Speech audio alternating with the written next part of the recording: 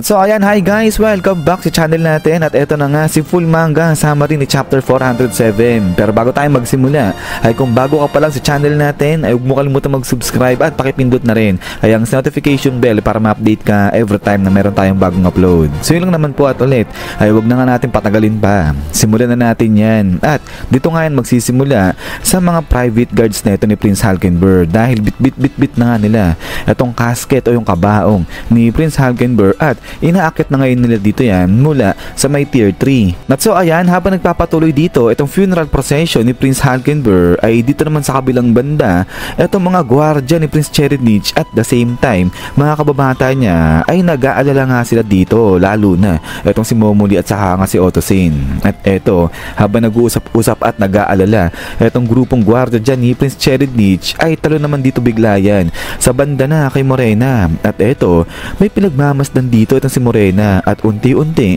mayroong dumidilat na mata dyan, at labas na ngayon dito itong si Borgsen. So sa mga nakakalimot, itong si Borgsen kasamahan niya nila Momoli, nila Ottosin. So dito parang kinidnap kasi somehow itong si Borgsen dyan, kasi biglang nawala itong si Borgsen. Pero ayan, ay going back, ay nasa harapan na ngayon bigla ni Morena etong si Borgsen. At din pagkatapos nga niyan, ay dito ay kinausap na ni Morena etong si Borgsen. So usap lang ng casual dyan etong dalawa. Pero habang kinakausap ni Morena etong si Borgsen, tingin-tingin siya dyan sa paligid niya, dahil napapaligiran na nga siya dyan ng mga miyembro ng Haley family. So meron pang nakatayong dalawa dun sa may likuran niya, at talagang parang bantay na bantay nila dyan etong si Borgsen. But then ay eto nga, habang kinakausap ni Morena etong si Borgsen, ay maya-maya biglang naglabas ngayon ng mga cards etong si Morena, at eto ngayon present niya yan kay Borgsen. So dito may dalawang deck na nilabas etong si Morena. So dito itong deck sa itaas ay mga nakatihaya na. So may kita nga natin, meron letter D, may no, may yes, may QB, may QA, may flex ng muscle, at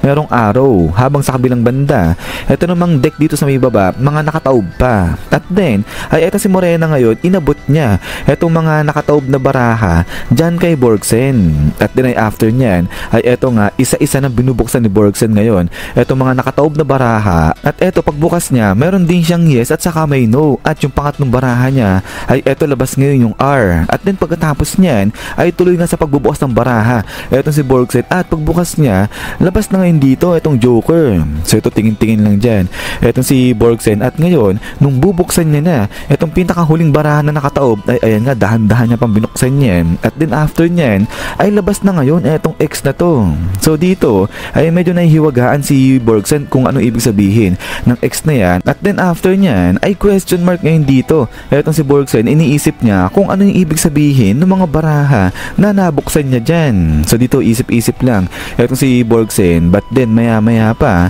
ay talon dito kay Morena, dahil ngayon pinaliwanag niya na etong mga baraha na nasa side niya. So ito yung deck na naka-open. So dito pinapaliwanag ni Morena kung ano yung ibig sabihin ng deck na nasa kanya. At eto nga, turo-turo niya ngayon dyan etong arrow, at meron pa nga rito yung flex na muscle na card na nga na to. Pero habang nagpapaliwanag nga dito etong si Morena, ay makikita natin itong isang panel na nga na to, na kung saan ay parang drawing yan ni Kala Nobunaga. So not sure kung Phantom Troop ba yan, pero eto nga, seemingly kasama itong Phantom Troop sa pinag-uusapan nila. At then ay after niyan, ay dito makikita na tuloy sa paglalaro etong si Morena at saka si Borgsen dyan sa mga baraha. At then ay after nito is yan guys. So hanggang dito lang etong summary natin kay chapter 407. So sobrang iksi lang ng summary natin, wala pa kasi yung sa translation ito yung sa English. So kaya ito ay picture lang muna tayo. Pero ito na nga rin guys yung mangyayari dyan kay chapter 407. So more on dito kay Morena at saka kay Borgsen. So nakafocus itong chapter na to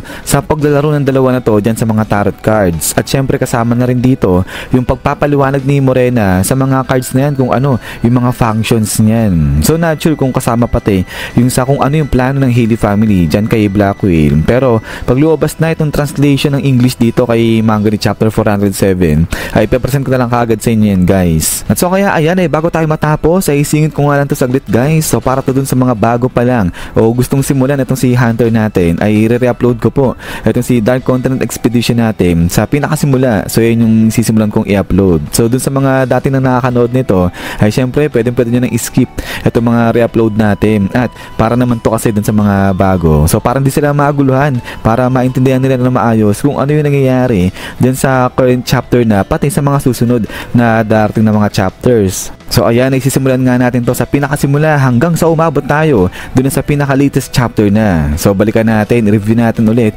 kung paano nabuo itong ang grupo ni Kurapika at pati tignan natin kung ano na yung current situation ni Jing at saka ni Pariston. At then, ay pagkatapos nga nito, is yan guys, so hanggang dito lang itong video natin, ayan. So ulit guys, ay maraming salamat sa panonood dito kay Hunter natin sa paglumabas na. Itong si full chapter nga nito ay ipapresent ko na lang kagad sa inyo yan. So yun na naman, so lagi mag-ingat. God bless niyo lahat. Kita-kits tayo ulit.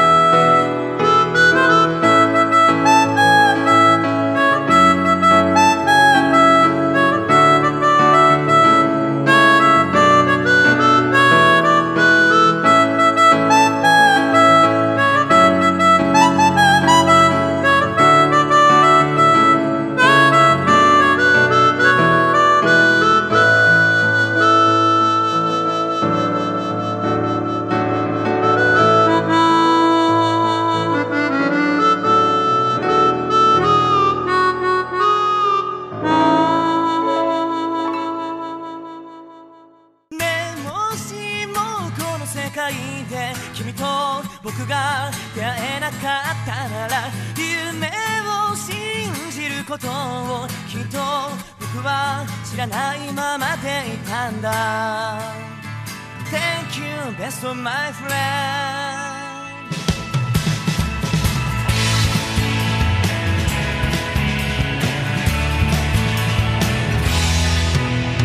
近づいてる旅立ちの